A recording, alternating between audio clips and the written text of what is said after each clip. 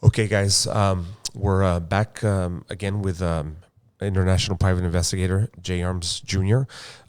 So, Jake, continue on with your story right now about kidnappings and international kidnappings and what you've been working with that.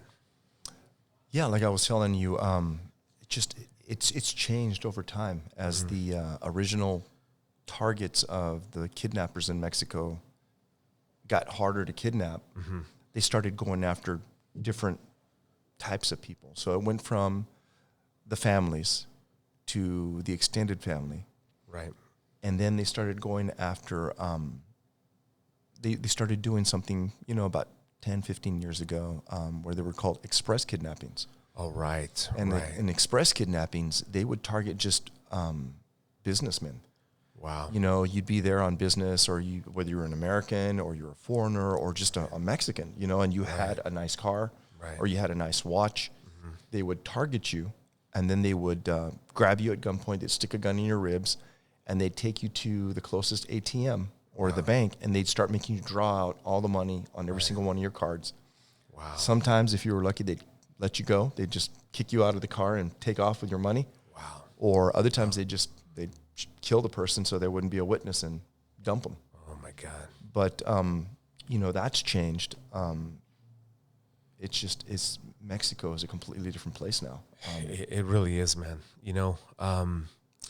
How has, I guess, life in the border changed? Like, I know Juarez it's not how it used to be. No, not at all. I mean, growing up, you're from El Paso as well. So I'm sure you remember being able to go to Juarez, have a good time with your friends, go to the bars, go to the clubs. There's beautiful girls over there. Right. And, the drinking age was 18 years old, so it was it was a huge draw to get the youth of El Paso to go down to Mexico. Right. But when the drug war started, it just changed the whole vibe. It's just completely. You never felt really safe in Juarez unless you were from Juarez, I guess. Right. But you never really felt safe there. But you didn't feel at risk. You know what I'm saying? Right. You knew something. There was always that edge that something could happen. Totally. And something might happen, and you would always hear the stories of people that got in trouble and would be picked up by the Mexican police and be thrown in the jail. Oh, I was. Yeah, exactly. I got in a fight at the Old West one time. Yep. And luckily at the time I was dating a girl from Juarez, and her dad was an attorney. So literally, they were going to cut my hair because my hair was long, and one of the guards, he got me and he pulled me by the hair, and he had an AK-47. And he told me, he goes, before you leave, he goes, you're going to leave with your hair bald, or, like in Spanish. Right? Yeah. So he threw me, and I looked at him and I saw like the outside of the gate to try to jump over it. Right. But then I thought, this guy will kill me, man. Yeah. So literally that day, I was supposed to go to court or whatever, but luckily they got me out, but I spent the night there, but yeah, man, it was nuts, man. It was nuts. But back then, I guess it was manageable danger. Right. But now, it's just a totally different world. I mean, you don't know who's who. Right. And there used to be, back in the day, of code of ethics among the narcos. Entre ellos, right? Entre ellos, exactly. Yeah. It was kind of like the only way you can compare it to is the way that it used to be in the old days with the mafia. Right. The mafia guys would hit mafia guys. You would hit them. If you had a beef with another family and the hit was sanctioned, you could go and after the guy that was the capo or the the head of the other family, or someone in your own family, and you could go after them, and you could go after their bodyguard, but you never touch the wife. Right. You never touch the kids. Right. Those were off limits. Right. On both sides. Right. It was kind of a code of ethics. You don't touch my family, I won't touch your family. Exactly. And that's the way it used to be among the narcos. It was fair game among the narcos, but you didn't touch the wives, you didn't touch the girlfriends, and you didn't touch the kids. Right. Yeah. And when they started bringing up all the help from Latin America, from Honduras, and from Nicaragua, Guatemala, all those guys were just ruthless and brutal. Wow. And when they started using them as enforcers, they were trying to use the same tactics they were using down there, which was beheadings. When you and I grew up back in the day, you never heard of a beheading in Mexico. Ever. much Ever. less in Juarez. Right. But when these guys started coming in, they started cutting the heads off of their Yeah. rivals Right. for the shock factor. Right. They wanted to scare the other drug dealers, Right. and they wanted to scare the people to keep them, Right. to keep quiet. In other words, if you Right. if you saw anything, if you say anything, you could end up like this. Right. So it was extremely effective, but Yeah. extremely brutal. And now all the rules are out the door. Right. It's just, it's like the Wild West, you know. And the other thing is, you used to know who was in charge of the plaza, who was in charge of Right. that section of the country. Right. And because another thing, you didn't defect. Right. If you defected from one faction to another, you're dead. Right.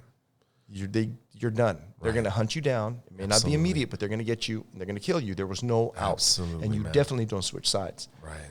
Now, there's people switching sides 2 and 3 times, so you don't know who their allegiance is to. Right. You don't know what you can say. Right. You don't know who you can say it to. Right. It's just, it's a different world, man. There's like no limits to the Right. brutality now. Right. That's the scary thing. Yeah, it really is, man. It's sad, you know. So, do you take cases still out of Mexico, or do you? You know what? We went through a period when when the brutality got, I mean, to the peak where there was like 20, 25 killings a week, Right. right? On a Yeah. weekend. Yeah. I mean, it was so bad that at one point, every day you would hear the American news and the Mexican news, and they were saying that, you know, this weekend, 18 people were murdered. This weekend, Right. 27 people were murdered. This Right. weekend, 13 people were murdered. And then you'd hear, oh, this weekend, there was 5 murders. And you're like, wow, just 5? You know what I'm saying? Right. Anywhere else Right. in the world and any other time, it would be like, Right. oh my God, there was 5 murders. But when you would hear 5, 12, 7, Right. you know, you would be like, hey, it was pretty quiet this week. Right.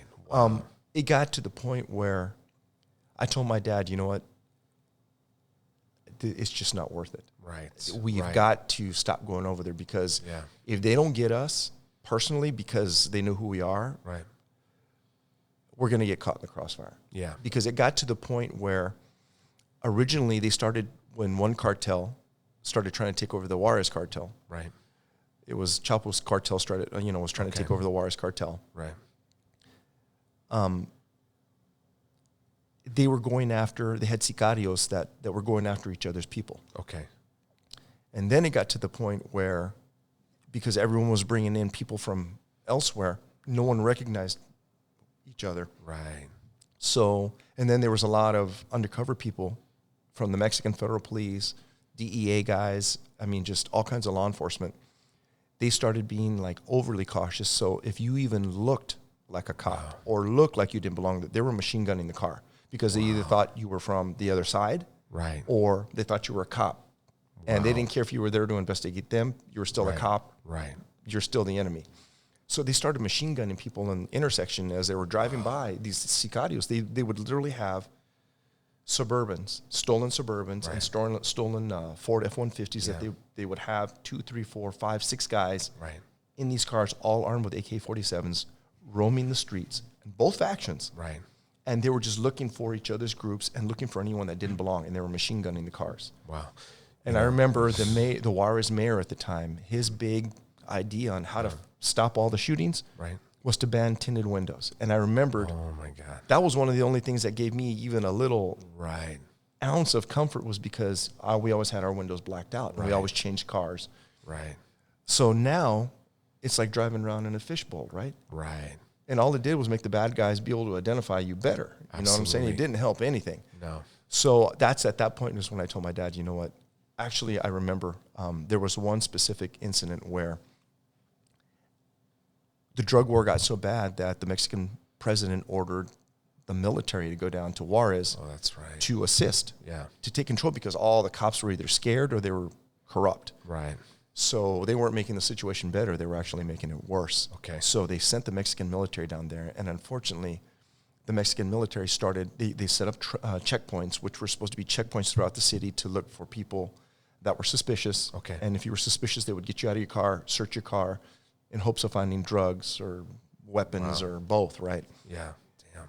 And it was supposed to be a deterrent to make these guys leave the city, right? Because it was too hot. You're going to get caught if not at this checkpoint, you're going to get caught at that checkpoint. So, leave Juarez. But of course, that didn't work. But the Mexican military started strong-arming the people themselves. They started robbing people.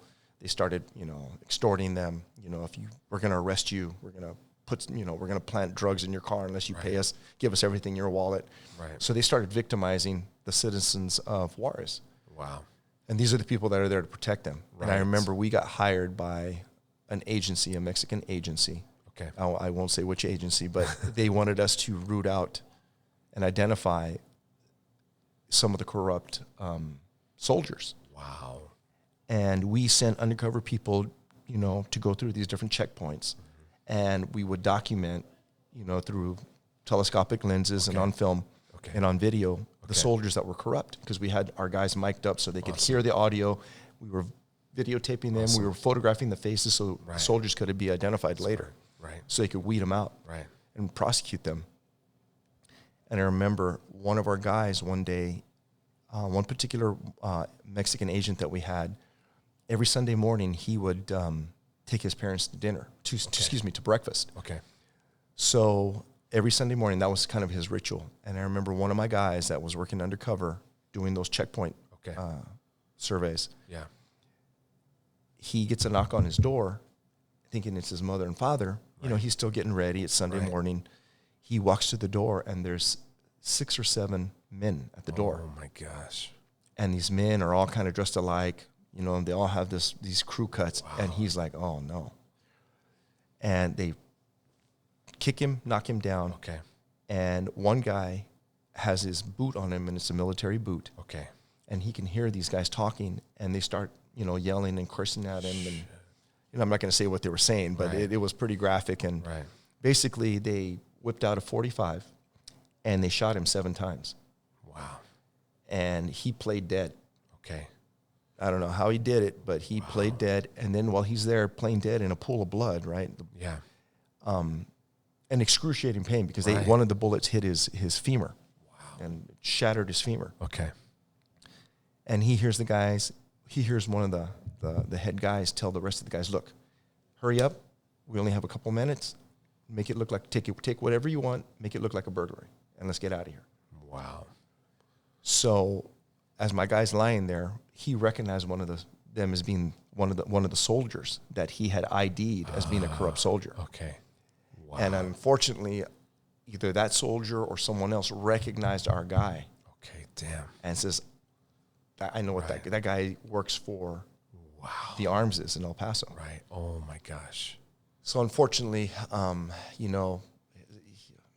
they shot him. Right. He survived. We had to help him with his surgery. And it was at that point where I told my dad, that's it. Yeah. We're done. Yeah. And so for like 6 years, 5 or 6 years, we started off minimizing our work across the border, and then I stopped it. Right. And that really brought business down. But I told my dad, it's just not worth it. Yeah. There's no amount of money. I mean, who wants to be the richest man in the graveyard? Yeah, no, absolutely, man. Yeah. So it's Juarez is just, I'm back working over there again. My dad's back working over there again. Okay. It's a necessary evil, but it's a different world. Wow. Well, let's change topics a little bit. As a private investigator in the state of Texas, can you guys bounty hunt as well, make arrests? Yeah, as a matter of fact, in Texas, you have to be a private investigator. You have to be a licensed private investigator to be able to bounty hunt. Okay. Do you guys get a lot of bounty hunt cases, or not really? Or you know what? We do. We get quite a few. Mm-hmm. A lot of the ones we get are kind of the weird ones. And most of them are like international. Okay. They're like, hey, there's this guy that skipped bail. Uh-huh.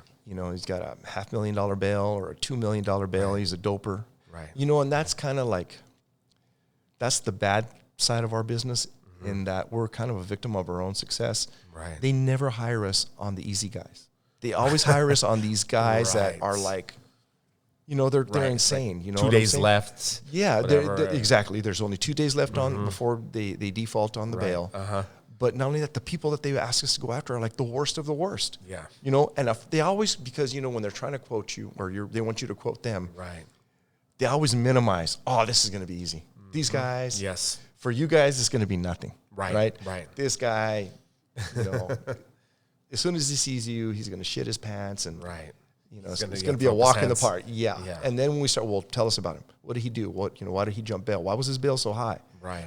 Well, you know, he was running drugs for the cartel. Okay. Right. And, well, what's his history? Well, you know, he was in prison for 12 years for double homicide. And, like, is this the same guy that's supposed to be the walk in the park, right? Yeah, and now he's in Mexico with all his buddies? Right. Yeah, no, but those are the kind of cases that we get typically. Right. A lot of times what they'll do is they will just ask us to track them down. Okay. And then they will either use local law enforcement or federal law enforcement to go and bring them back. Right. And that's typical because of the extradition process and all that stuff. They don't want to screw it up. Right, You exactly. know, for when they come back to the courts in the United States, Right. there won't be any type of allegations of kidnapping or anything like that, Exactly. collusion with law enforcement. Yes. So touchy. a lot of times those bad guys will never know how they got found. Right. They just got found. Exactly. Right? So, Exactly. And in a way, because of who they are, we prefer it that way. Right. Totally, man. Yeah. Totally. That's great. Now, in terms of gear, what type of gear do you use, like, you know, when you're out on the field? Oh God, it depends on the case. That's, you know, I've always been a gadget hound. I guess I inherited that from my dad. I just, that's the other cool thing about living at this time in my life, or this time in history. Yeah. Where there is so much technology available, so much technology, so many cool Yes. things, and everything. I mean, it's a lot of the same stuff that we used to use. Right. The ideas and the concept were the same things that we used back in the day. Right. It's just miniaturized. Right. I mean, right. back, you know, Makes sense. Dick Tracy, you know, I don't know how old Dick Tracy cartoons are, but I imagine it's back in the 40s, 50s, they had the wristwatch communicator. You know, Right. now we Oh, have, yes. you know, where you could see Right. the other person that you were talking to Right. in the wristwatch. Yep. And you had, you know, Mission Impossible. They had the glasses that you could record. You know, you touch a Yep. button and it was recording. Yep. We have all that now. Right. So a lot of times, you know, when we're trying to ID a fugitive, Yeah. because the last thing you want to do, as you well know, is grab the wrong guy or kick in the Absolutely. wrong door. Absolutely, man. So you'll send someone in to a bar, to a restaurant, to a gym. right. You'll send a pizza delivery guy Yep. or a UPS guy, Exactly. someone with the UPS uniform. Yep. Yeah. And they'll knock exactly. on the door, you know, trying to deliver a package or a pizza Uh-huh. to get that guy to come to the door, so you Right. can videotape their face, so you can make a positive ID. Exactly. Yeah. Just one of the new things that we're using for like fugitive recovery is a new, it's a bolo device. Okay. You know the bolos Oh, from yeah, the, yeah, yeah. the gaucho days? Is it where you shoot? You and shoot it. It's kind of like a taser, but Yeah. it shoots out this rope with the two bolos, wraps amazing. around. Yeah, bolo Yeah. wrap. Oh wow! So you guys Yeah. have that? We have that. Oh, that's awesome. So that's one of the things I'm checking out. I just got That's it. great, man.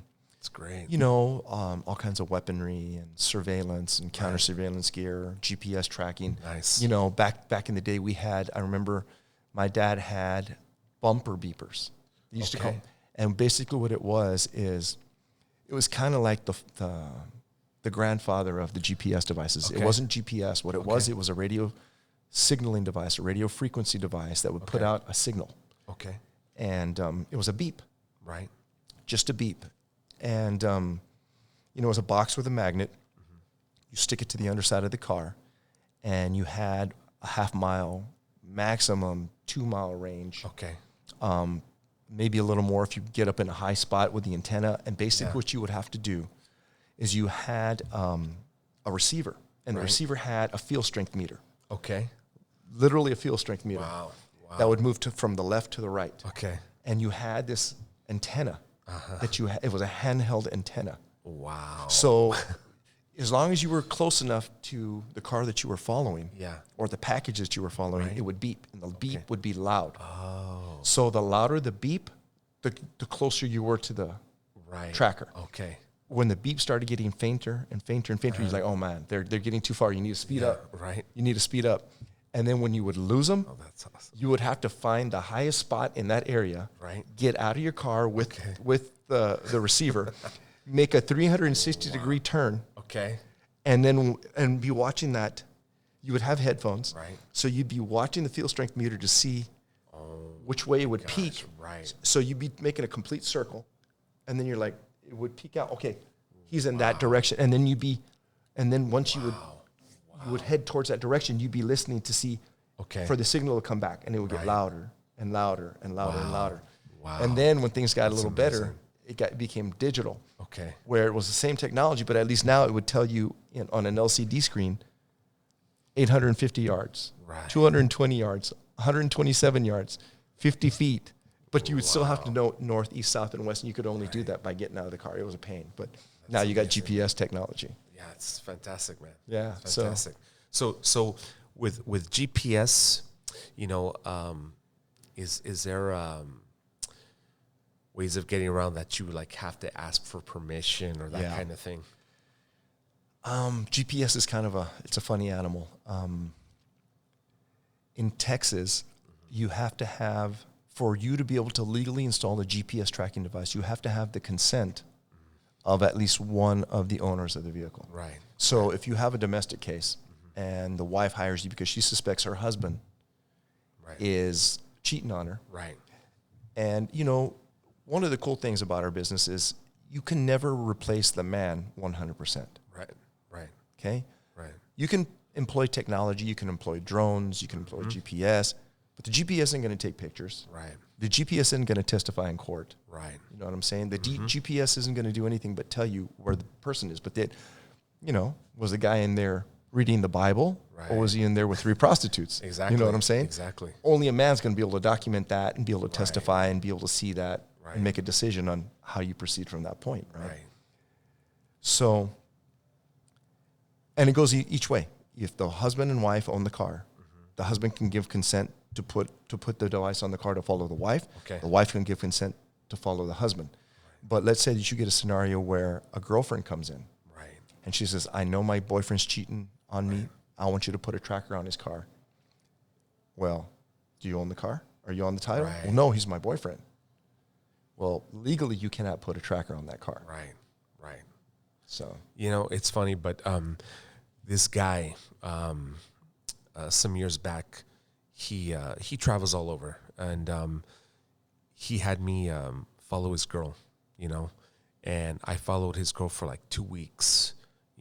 I had camera footage of her. I was by her office, follow her like going to Whole Foods Market. She lost me one time, and then outside of her apartment too, but she was clean, and he was the one, he was the bad guy. Yeah. So do you get a lot of cases like that or? All the time, and that's one of the downsides. People expect the impossible, they think just because they pay you to do surveillance, you're going to catch them. Right. Yeah. No, there's so many different factors that come into play. Yeah. There's just so many things that have to happen. Right. They have to, unless they hire you for 30 days or 60 days or 90 days, which would be extremely expensive, but it's done. Some people have the resources, some people don't. Most people don't. Right. They only want to hire you for a day or 2 or maybe a week. Right. Mm-hmm. So, number one, their belief or their suspicions have to be true. Right. Number 2, just because the person's cheating on the other person doesn't mean that they're going to cheat that week, that day, right, or that month. You right. know what I'm saying? Right. Exactly. Maybe the girlfriend, without being crude, maybe the girlfriend's on her period. Right. Yeah. Right. Right. So she can't see him and doesn't want to see him. Right. Maybe the guy is extremely busy at work. He can't get away to go cheat. Right. Maybe the girl's too busy. Yep.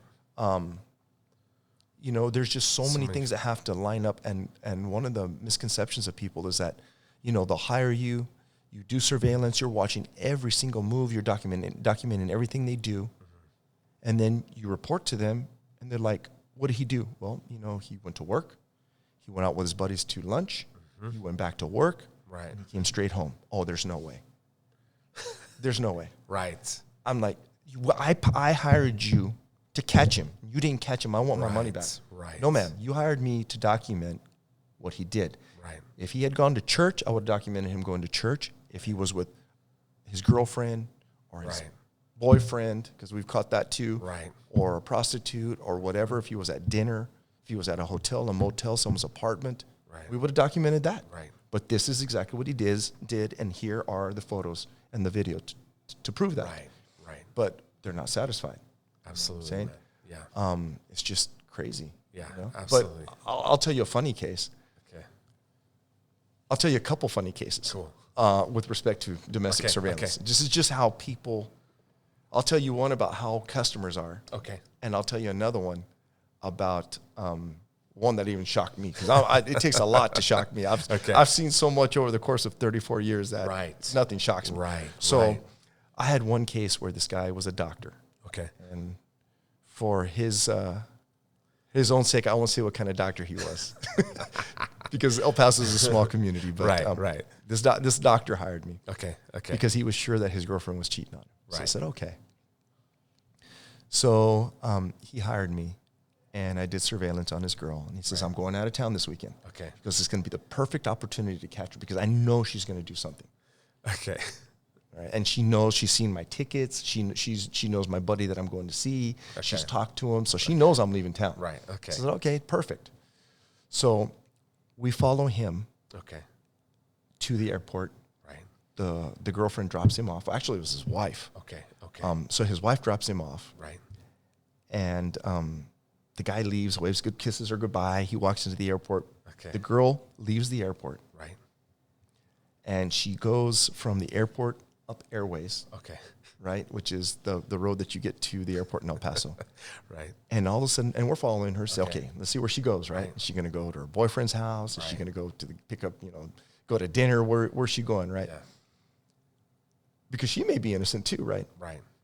All of a sudden, she makes a U-turn, goes back to the airport, and we're like, oh, wait a minute, Shit. Did the guy's flight get canceled? Right. Did she forget one of his pieces of luggage? What's going on? Right. This is like 10 minutes after she Okay. drops him off, Okay. right? Okay. I'm talking like right away. So she pulls up to the front of the airport, and all of a sudden, a guy with sunglasses gets off, Okay.